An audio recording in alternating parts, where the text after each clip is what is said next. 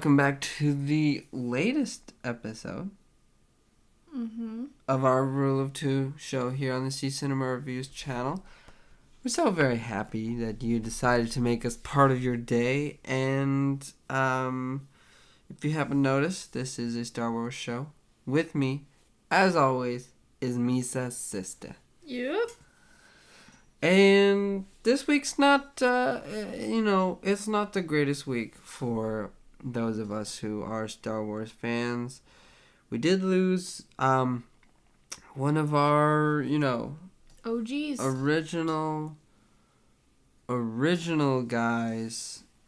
So sad to hear that Peter Mayhew has passed. How old was he? I'm not sure. You'd probably look that up. This is something you should do research on. If you're doing a podcast out there and you don't know something, maybe you should look it up, before you.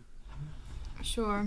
But, I mean, this is a really unfortunate thing. I mean, I know he was older, but at the same time, Chewie. Yes, Chewie, which is, obviously Peter Mayhew, he was there for a lot of it. He died at 74. Yeah. So, he lived a long life, but, it's definitely sad, and you never want to see the originals, Of course. die. For me, it's the same as Carrie Fisher, Yeah. Even though we do have someone to replace him already, they've already sort of slid him in that spot, Jonas Suotamo. It's still sad, Yeah, it's not about the roles.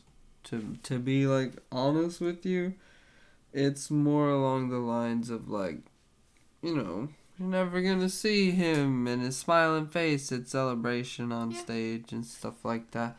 For sure. Again, and it's just that's really stinks. And he's an icon. He's he played an iconic character, and he's very much a part of our galaxy. The galaxy that we all love and are so infatuated with. Yep. Yeah. Yeah, it was rough to see. It was rough to find that out. I definitely, condolences to the family. You never want to see it, but... Yeah, a lot of outpouring from his Star Wars family and outpouring of love and... Yeah, of course, and I mean, let's just be honest, he put a lot into Chewie. It wasn't just because he was big and so therefore he had the role. No, he totally deserved it. When you go back and you look at the original trilogy, and as far as everything that he did from, going, let's just be honest, wearing that big old suit was probably not the greatest. So wearing the big, heavy fur suit, and he just kind of poured everything he had into that role as far as the head motions, the lovingness that you see in Chewbacca. Yeah. Physically, he built what Wookiees are. Yeah. How they, How they are. How they react to people. How they show what they mean in their... Yeah. Not just when they're talking in Chewie, but he really developed an entire race as far as their mannerisms. Yeah, exactly. Which is pretty great. Jonas Suotama also talks about that, how he really studied the movements to get that right because they were very specific. Yeah. With the legs and the neck and head movements and everything. Yeah. So. Yeah, it's just a sad day, but I'm obviously really thankful for how much he gave us and what he gave us of his life, and obviously we have all of that to look at. He lives on. Yeah. in those movies Yeah, and in the hearts of all the fans that really loved him. Yeah, it's such an interesting thing to see things in Star Wars where you have people divided right now on certain things, right? But at the same time, it doesn't matter. You know, literally everybody is saddened by the fact that we lost Peter. You know, people who loved movies, people who didn't like them, everybody is just like that. You know, that's unfortunate because he was cool. He brought to life the best. You know, he brought to life the best co-pilot ever. Yeah. You know, Mm-hmm. he was the best co-pilot ever.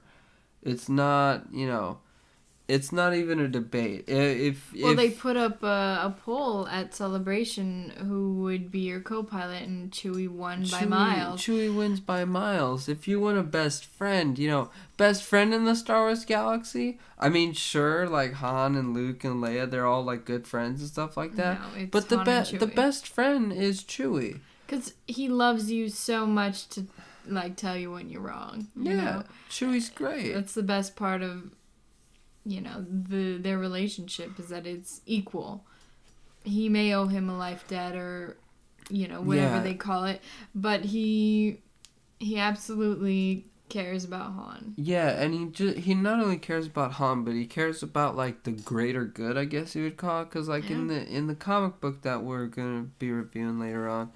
Very timely. There's some stuff where it's like Han's trying to like convince himself almost that he's not a part of the rebellion, and Chewie's like, hey man, we gotta help these people out, cause it's the right thing to do, and that definitely like it reflects Peter Mayhew and how he just seemed like he was always just like having fun, and just like about the fans, always there doing signings and.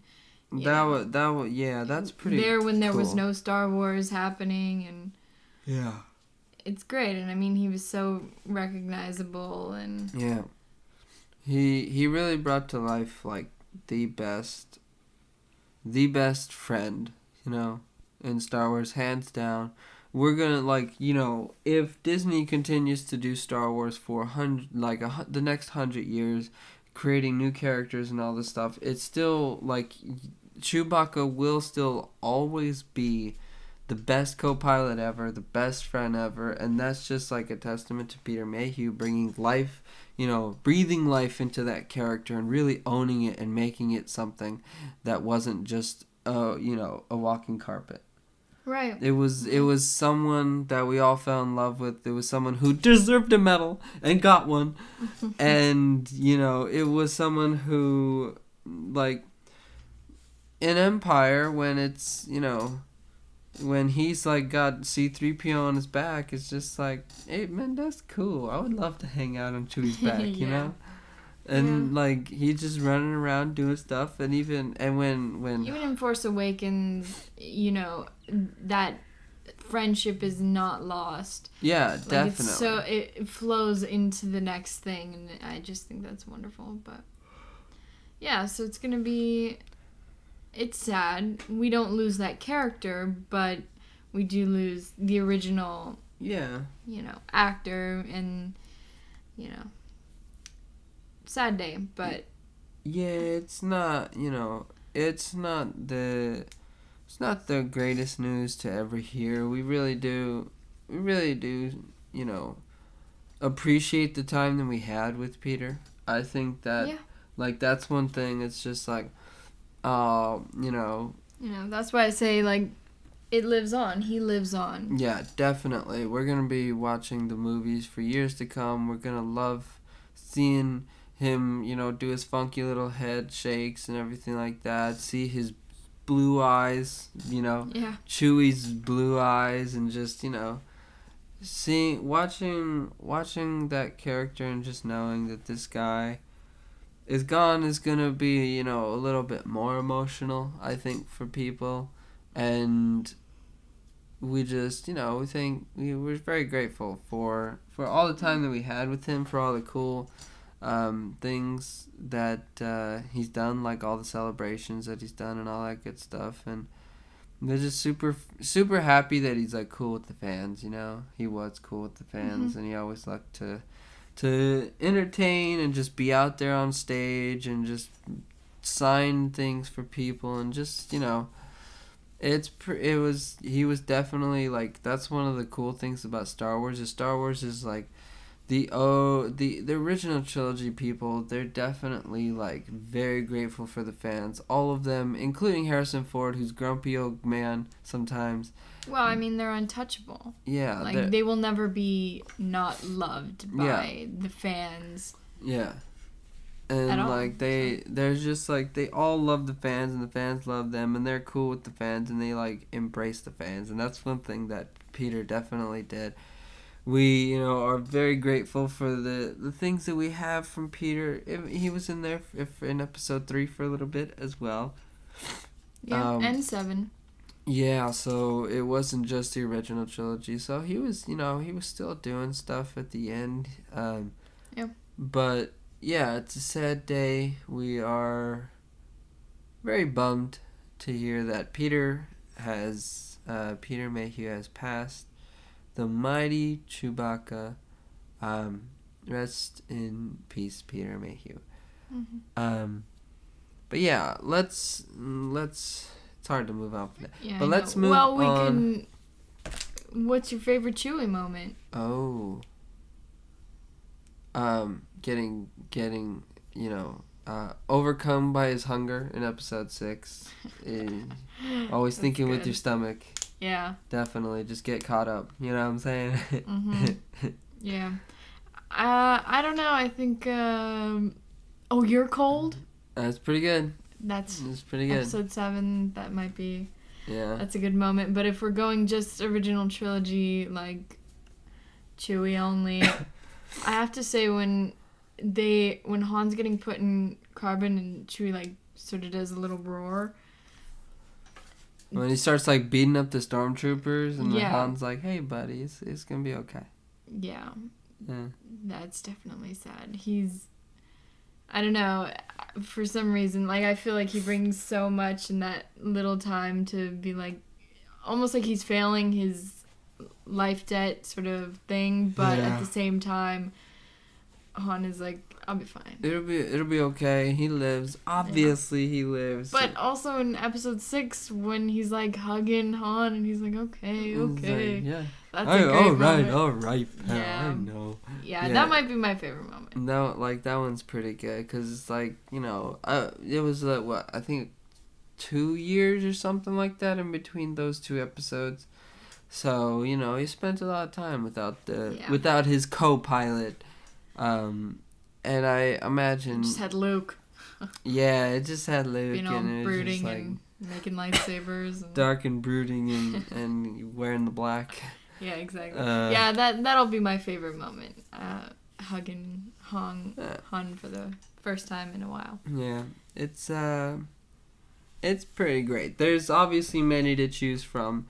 You could, you could go with episode 4 and just like when they're disguised and then they raise open the door and he just like punches the Imperial dude in the face and it's just, there's that. Yeah. Get it, I don't care what it smells like. Get in there when Han kicks him in the butt and he goes down. The trash come back to shoot. Good. That one's pretty good. Yeah, there's many to choose Chewie, from. We're Home. Chewie, We're Home's a good one. Love that moment. Yeah. And that thing can understand you too, so watch it. Yeah.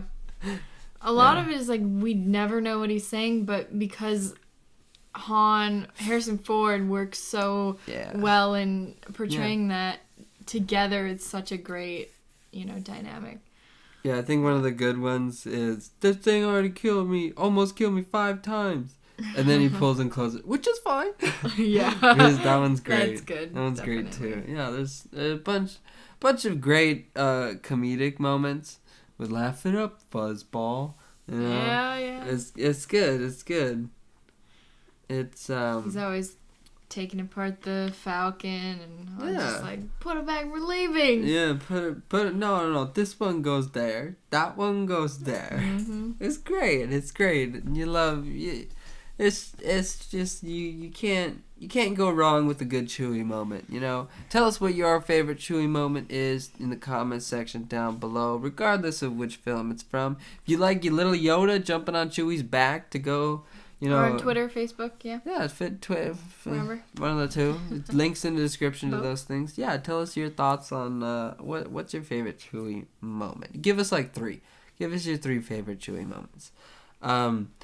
But yeah, let's move on to the Star Wars art comic. This just came out this week. It's a strange variant cover. Yeah, we got a variant Because- cover that's Luke in the cave on Hoth, and he's like reaching for the lightsaber, and then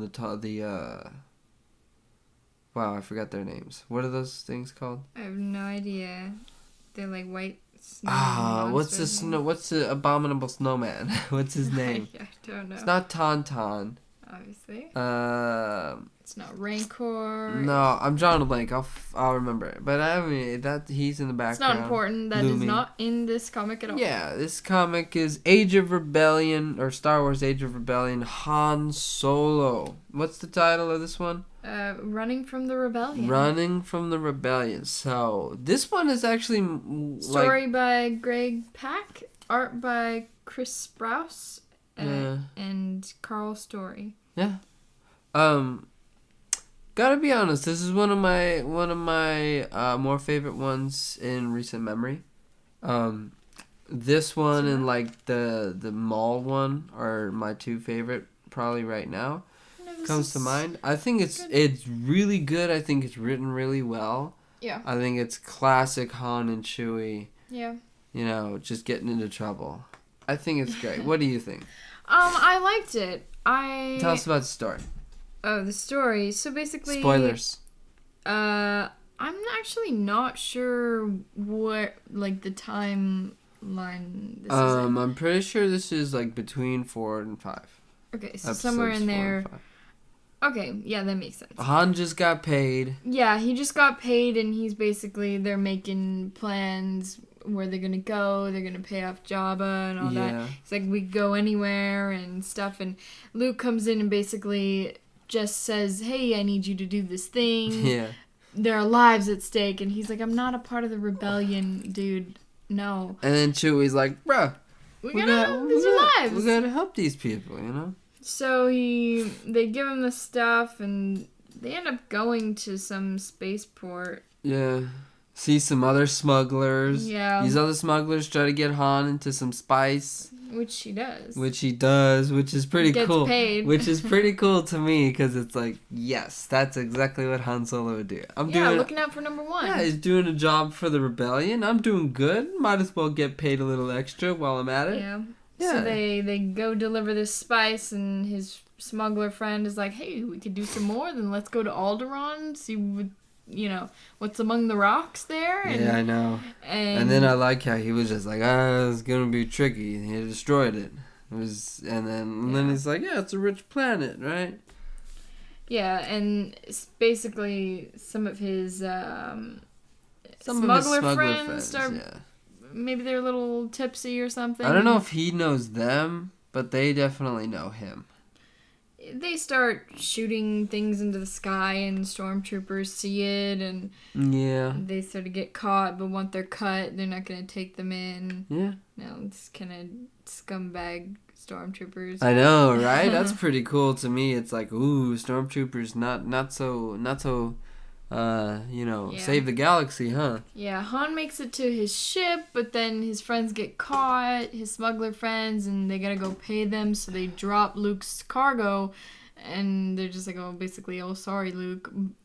Go pay off the stormtroopers, come back, get the Luke's cargo and deliver it. Yeah. And when they get there, I mean, they do save lives. They do. And the people are like, "You're a hero 3 times over." I know. And he's just like, "Oh, okay." And then they're like, "We got another mission for you." And he's like, "I am not a part of the rebellion." And they're Chewie's just like, we're doing it. Yeah.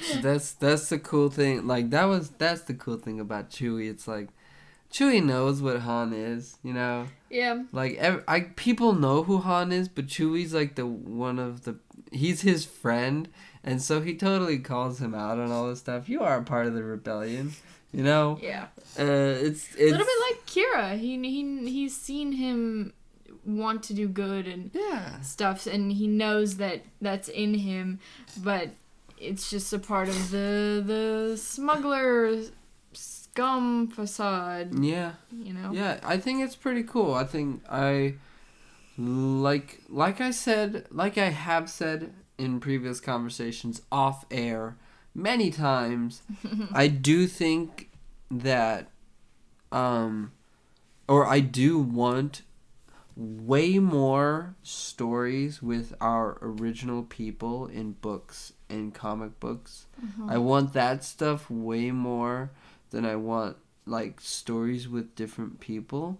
Yeah. With new characters and stuff like that. I'm not saying you can't introduce new characters, but for me, it's the same reason I love the Hand of Thrawn trilogy and the Hand of Thrawn duology.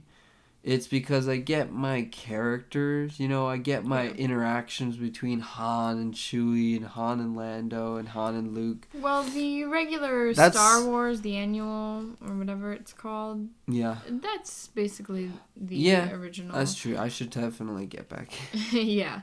Well, I don't know how good it is, but yeah, that was one of the best things about this one to me is I feel like they got the connections or the connection of Han and Chewie and just that relationship, and I thought it was really cool. There was, you know, some moments where I was like, that's good. Yeah, I think they don't do it sometimes because they don't want to mess it up because it is canon. Yeah. And I get that. Like, you don't want to... I understand, dilute a character that is, you know, as good as Han, Chewie, Leia, Luke. Yeah. You don't want to dilute these amazing characters. Yeah.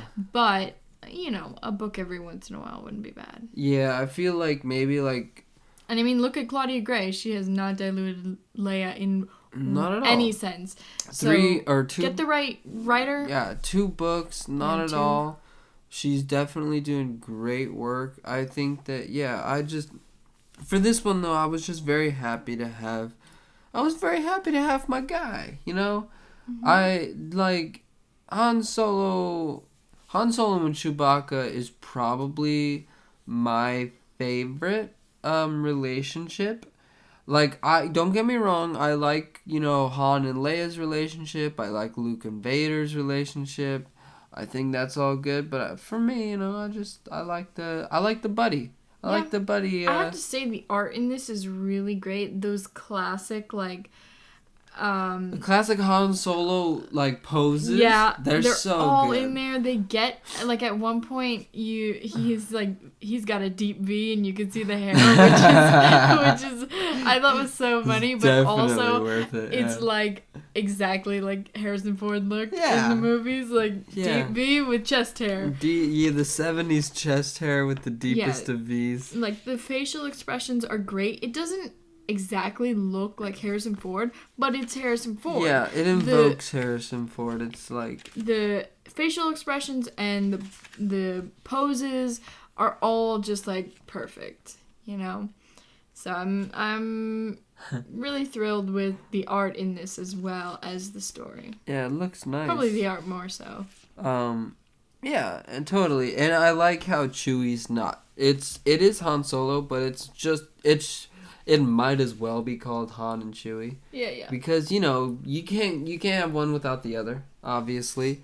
So yeah, like that. But to me, I thought it was really cool to have my man Han Solo and Chewie out on another adventure. That's all cool. To me, like I will always take stories like this, Han and Chewie doing a smuggling run. That's pretty cool to see. It's pretty cool to see Han looking out for himself again, trying to make some extra credits, you know.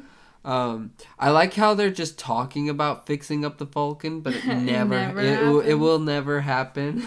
Yeah, we see. Maybe if Lando gets it back in episode 9, that's true. maybe He like fix it up. Yeah. Oh, he will definitely. If he gets it back, If like he gets it's it back, his. yeah. He's fixing it up, like Yeah, immediately. definitely. You do see Luke at the beginning, and he's wearing his. He's got his the end of episode 4. the yellow jacket. Hashtag jacket speculation. Hashtag looks good. Yeah. Yeah. It's nice. I think that I like how Luke's talking to him about the job, and Han's like, we're not doing it. And while the conversation is Yeah. happening, Luke just has a couple of the rebellion guys just bring the crates into the place and set them down. He's like, bring it over here, guys. We're gonna get it. Like he has no like. It's like, hesitation. yeah, Han. It's like Han has no control anymore. Right. Which is great, because that's like, to me, that's classic. That's maybe not classic Han, but at the same time, it's just like, it's classic Han to know that he's gonna do it. You know, Right.